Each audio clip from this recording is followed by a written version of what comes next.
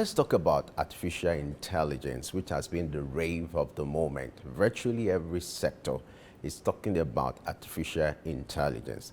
Talking about what is happening in the US, the White House, as a result of this, has issued some guidelines as regards the use of AI.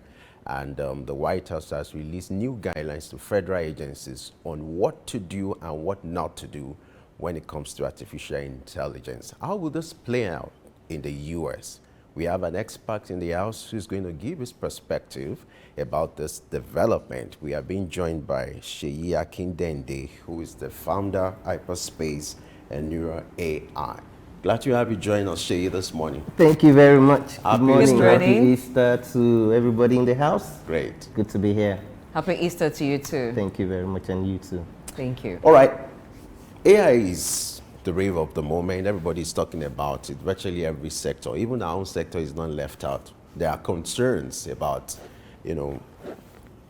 equipment, technology replacing the place of humanity or the service by humanity or humans.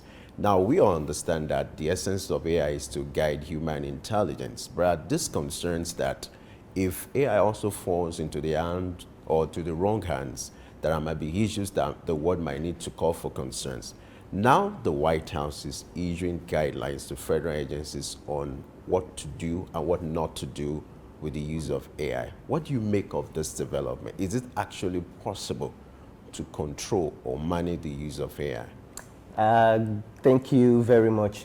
Yes, what they're trying to do, as with every kind of new technology that we have, and you also have to remember that a lot of regulations always come after the invention of a new technology. What they're just trying to do is to try to issue governance standards. And what is governance? Just about a measure of control. You see, problem with technology is not always the problem. It's always about how humans use that technology. So technology that can help you can also kill you. I mean, if you remember from the days of invention of the fire, where someone just put two stones together and fire came out, and they were able to secure warmth. But you know, that same fire can also burn down. So what they're trying to do is just trying to put a certain measure of AI governance in place for federal agencies, for some of the government agencies over there that would use this technology. They want to be able to be sure that the technology they are using, the AI they are using, meets up to standard and is not used for nefarious activities. It's new, and obviously I think it's a step in the right direction. The only thing I'll caution is not to over regulate it, so as not to stall innovation. So I think it's a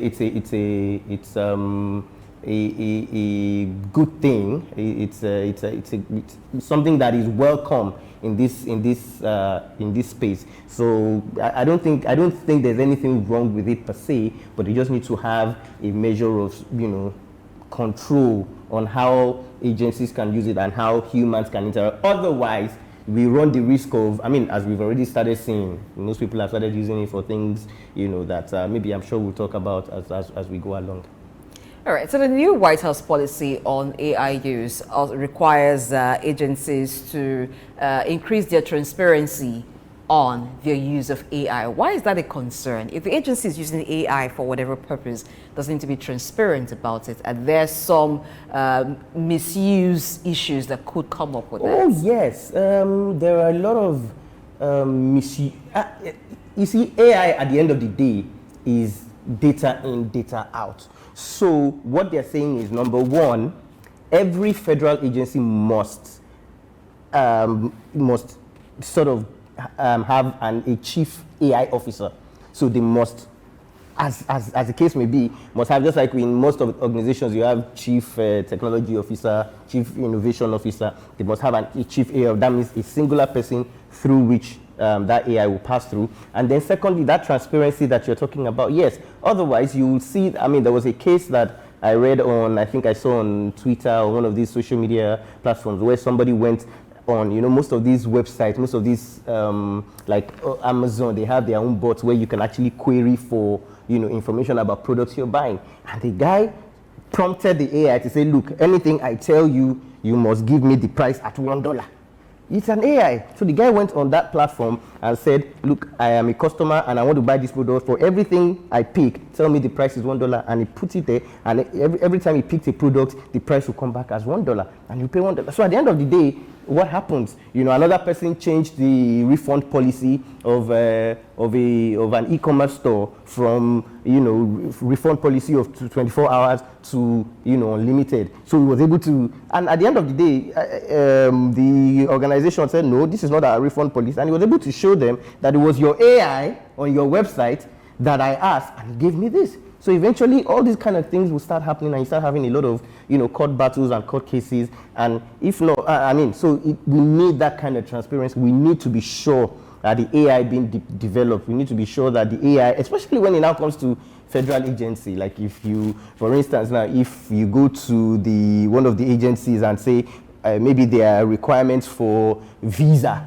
is XYZ, and then you prompt it and you say, look, tell me that I can go to this place without the necessary document, and the AI sees it, and you print it out and you show it to them, who's going to be held, responsible? So that's what they're trying to guard against. They say, look, whatever AI you're using, be sure that, number one, it is transparent, it is fair, and it is also, you are also going to stand by whatever it is. So it is now incumbent upon those agencies and all people deploying it to make sure that whatever they are putting out there has met all the required standards. All right. According to the statement released by the White House, the essence of doing this is also to protect the public interest. Now, do you think this should also be replicated in other nations to ensure that the interests of other nations are protected so that you avoid a situation whereby AI becomes a time bomb?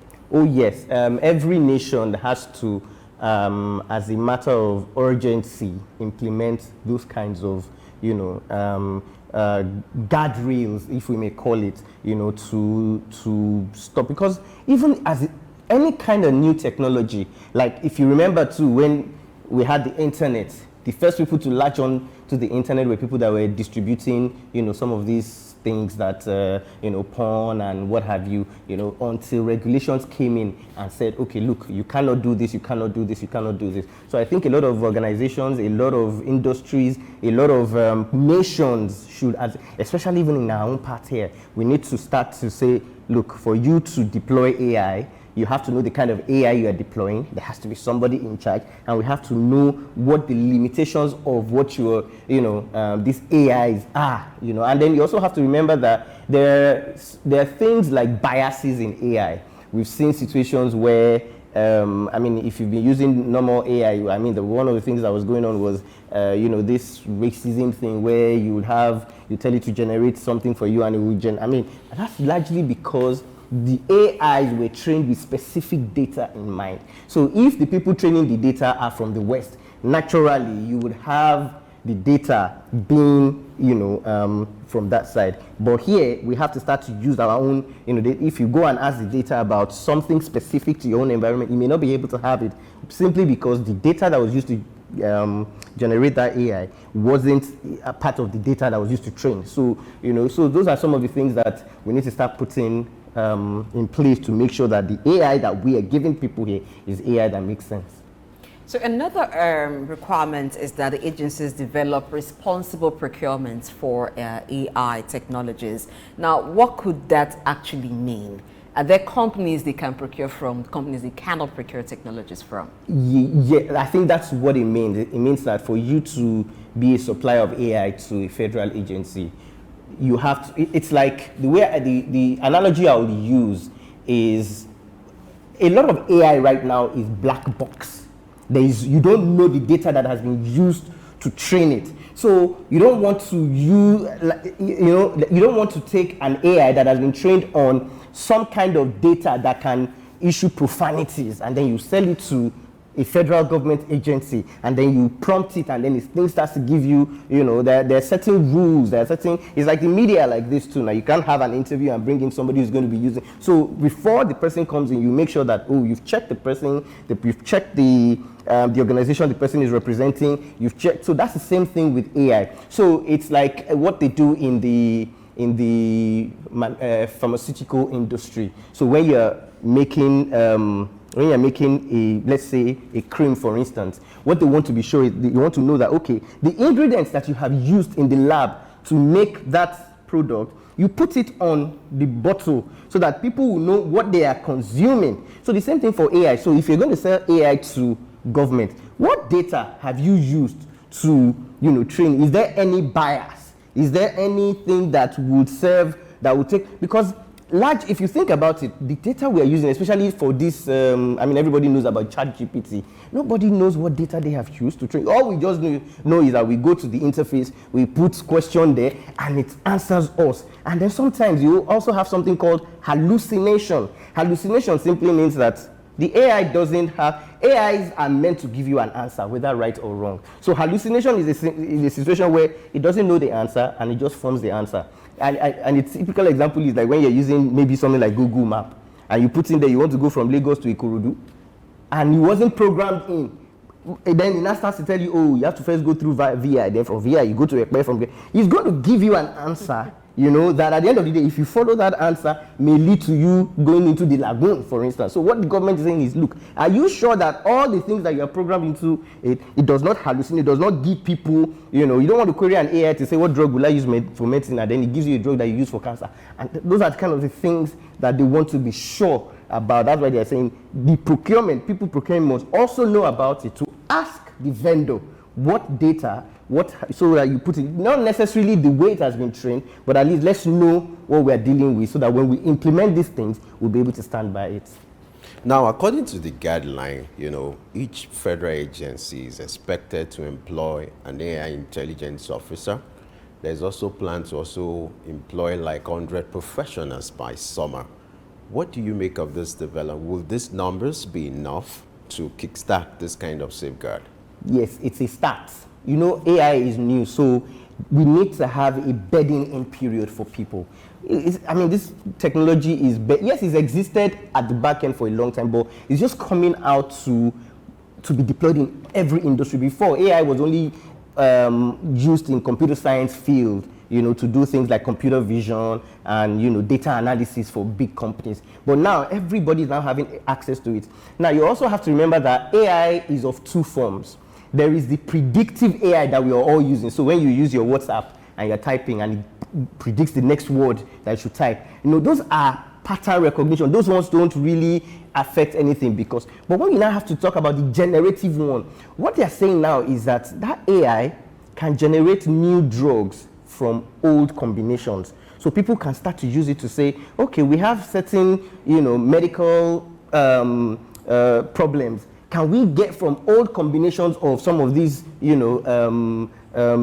electrons and what have you, can we generate new drugs? Now, when you do that kind of thing, you want to be sure that it's generating the right thing that will not cause more problems. So it's new. You have to get people to get trained on it, to get trained on the data that they're using, to get trained on the parameters, to get trained on the infrastructure.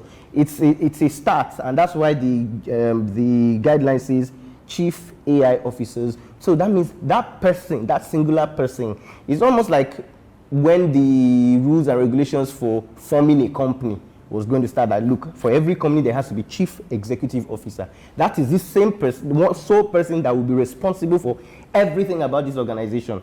But for AI, we now have to have a chief AI officer, such that if anything happens, that is the person you are going to, and that person too now has, obviously now has to train people on, underlings that will say, okay, you guys, you are going to be in charge of medical AI, you are going to be in charge of, social AI, you are going to be in charge of this. And it's a start, but over time, as we see in the next 2, 3, 4, 5 years, I think we're going to have a lot more of these kind of things. Are there programs or situations that could make an AI hallucinate more than just coincidence, maybe a one-off thing?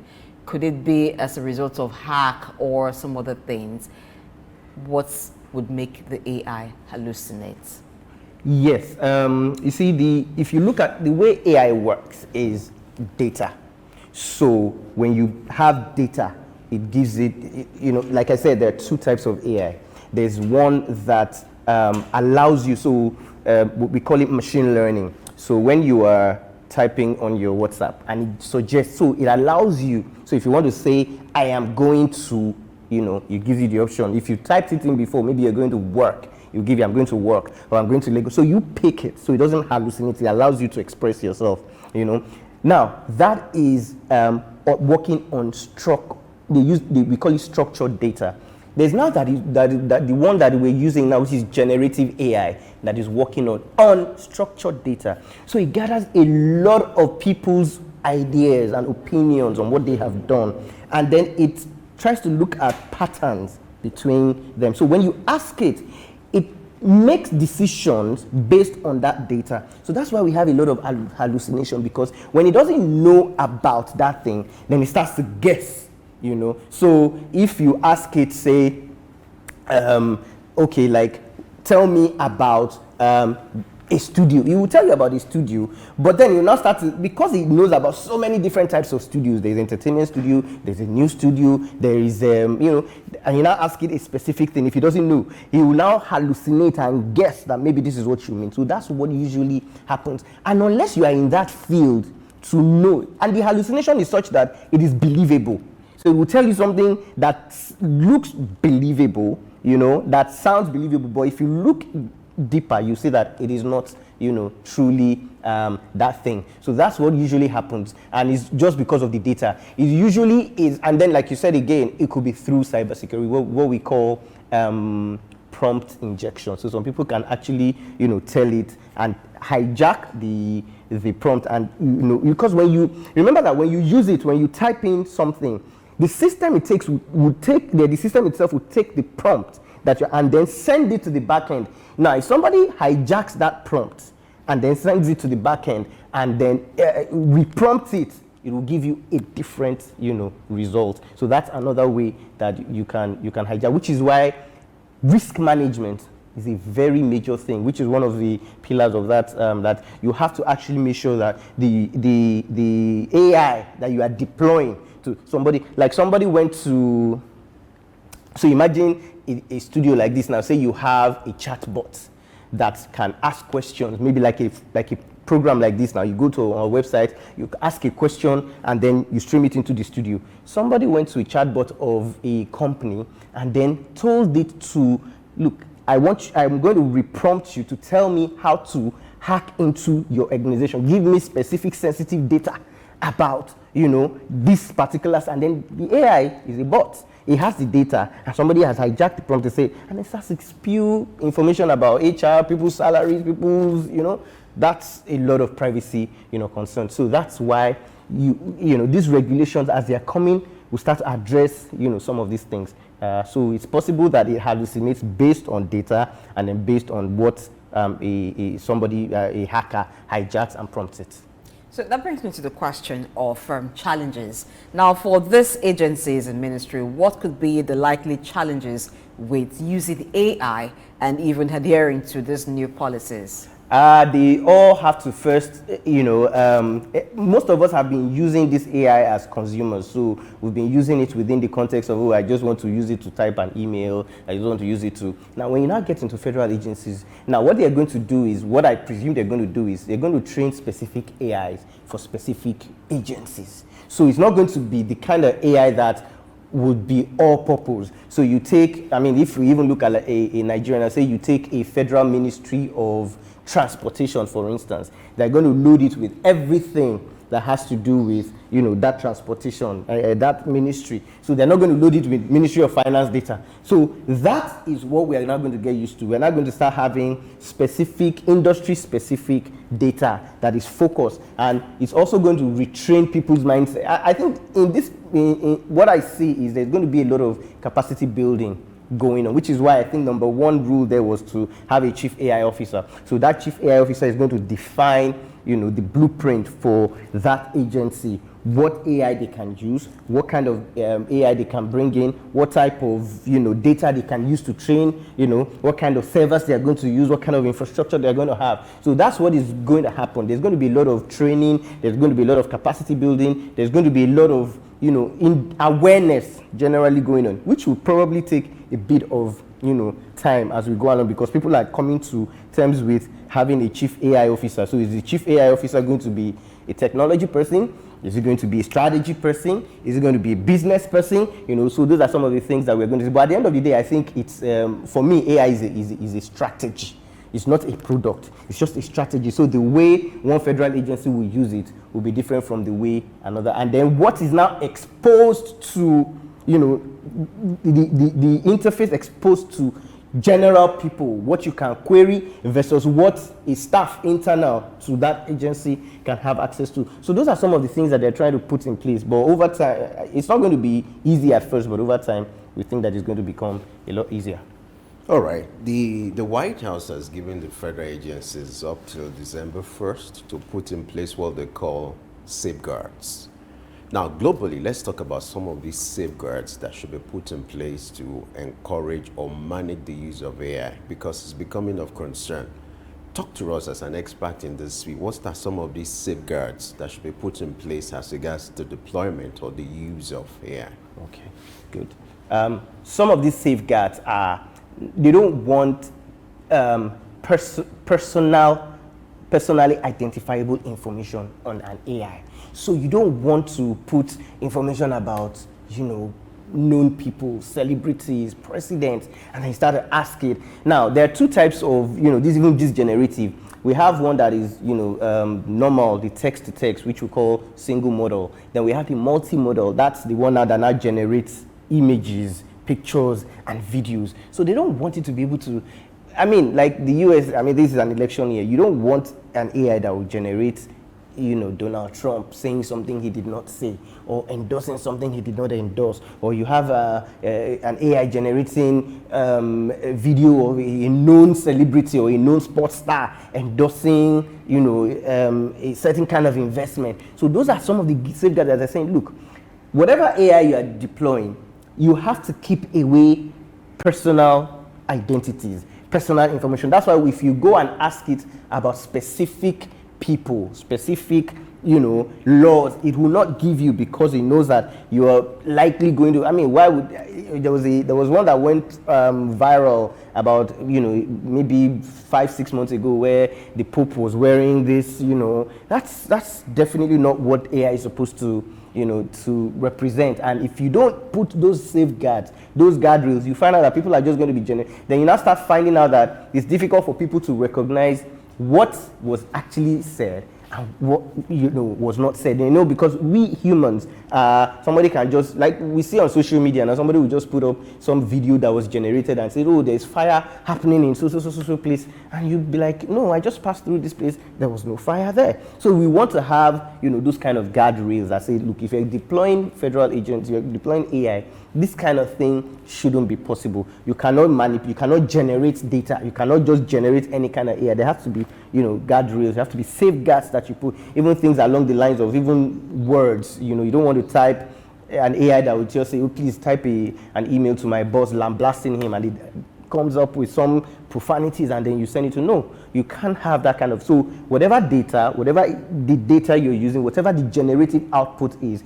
there has to be a measure of how it, it's going. And then where you don't control it, there are penalties, for you to pay. So those are some of the things that they're trying to, put in place to safeguard the use of AI within, federal agencies, which I also think, every, let's even leave government, every organization should naturally have that kind of thing, especially with the days of social media where fake news, is, and then we now have deep fakes as well. So those are some of the things that I think they're trying to, put in place to safeguard it. Let's bring it back home now. So the White House making policy for their own agencies. Coming to Nigeria, we have the push for e-governance. But earlier you talked about data used to train AI. Now, since the technology is even foreign, it's assumed that the data used to train some of this AI too is foreign. How can it be done locally, local input of data, particular to Nigeria and to the functions of these agencies? What would be the role of tech companies in Nigeria?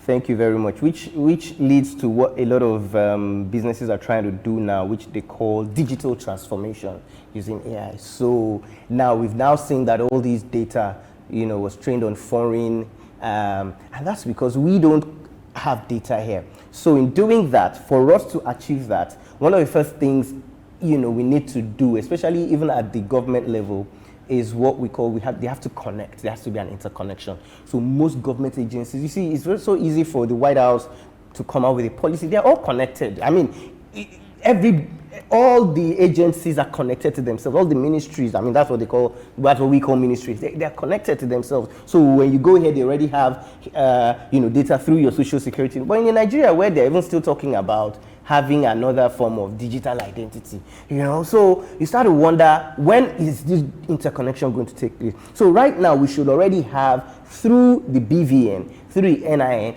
all agencies, federal, ministries should be connected through the private sector, like the banks and the fintech, such that when you use the NIN, you have the information. So when you connect them, then now, you now start collecting information. Now, because when you have interconnection, you now have data to work with. So when you have data, you store this data. When you store the data, you have access to this data. So I've talked about connect, collect, and storage. Now, when you have that, they can now do two things. You can analyze this data. So you can now have people, you can now train people, you can now start getting people that will say, okay, we have this data from this ministry, we have this data connected to this, we have this data. Start analyzing them, start profiling, start putting this data. Because without data, you cannot have AI. Without data, you cannot have, you can't even have, that intelligence that you want to work with. So when you now have that analysis, you now start stratifying data, you start, drilling down, then you can now start having an AI that can visualize, that you can now say, okay, well, I can ask it anything about, and it goes down to even whatever organization, even a small 1-2 person organization, you can do a lot of these things as well. Say, for instance, now, if you wanted to have your certificate, you want to know, maybe people that you were in class with, when you graduated, there isn't any, your school doesn't have that. So imagine a situation where they start to have, okay, let's go back to when this school was formed, and we start to have, so those are the kind of things that, we can do here, so that we can start having our own data that can form the basis upon which we can train a local AI, and then we can now query it, which is what a lot of organizations, in fact, that's actually why we exist. We help organizations do a lot of these things, have their data, and then we put it, and then you can query, that data, and then it can now generate intelligence for you.